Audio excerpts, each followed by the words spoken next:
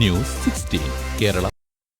Kuwait വിമാനത്താവളം വഴിയുള്ള യാത്രക്കാരുടെ ലഗേജുമായി ബന്ധപ്പെട്ട പുതിയ മാർഗനിർദ്ദേശങ്ങൾ പുറപ്പെടുവിച്ചു. യാത്രക്കാരുടെ സുരക്ഷയും യാത്രാ സൗകര്യവും ഉറപ്പാക്കുന്നതിന്റെ ഭാഗമായാണ് വിമാനത്താവള അധികൃതർ പുതിയ മാർഗനിർദ്ദേശം പുറപ്പെടുവിച്ചിരിക്കുന്നത്.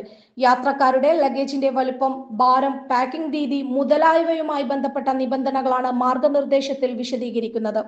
ഇത് പ്രകാരം എല്ലാ ലഗേജ് ബാഗുകളും പരന്ന പ്രതലത്തിലുള്ളവയായിരിക്കണം. ലഗേജിൽ നീളമുള്ള സ്ട്രാപ്പുകൾ ഉണ്ടായിരിക്കരുത്. ബാഗേജുകൾ അയഞ്ഞ രീതിയിൽ പാക്ക് ചെയ്യരുത്. ക്രമരഹിതമായോ ഉരുണ്ടതോ വൃത്താകൃതിയിലോ പാക്ക് ചെയ്ത ലഗേജുകൾ അനുവദിക്കുകയില്ല. ഇവ സുരക്ഷിതമായി പാക്ക് ചെയ്തിരിക്കണം. നൈലോൺ, പ്ലാസ്റ്റിക് വസ്തുക്കൾ ഉപയോഗിച്ച് അയഞ്ഞ രീതിയിൽ പൊതിഞ്ഞ ബാഗ് സ്വീകരിക്കുകയില്ല.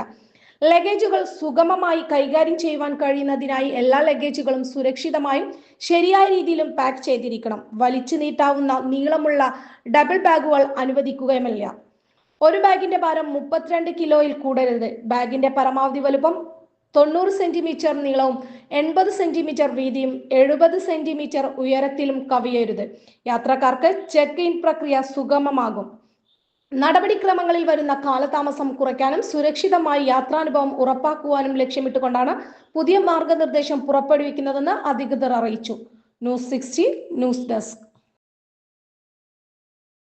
പക്ഷമില്ല, വിവേചനമില്ല. നേരിനൊപ്പം, നാടിനൊപ്പം, നാട്ടുകാർക്കൊപ്പം. News 16 Kerala channel.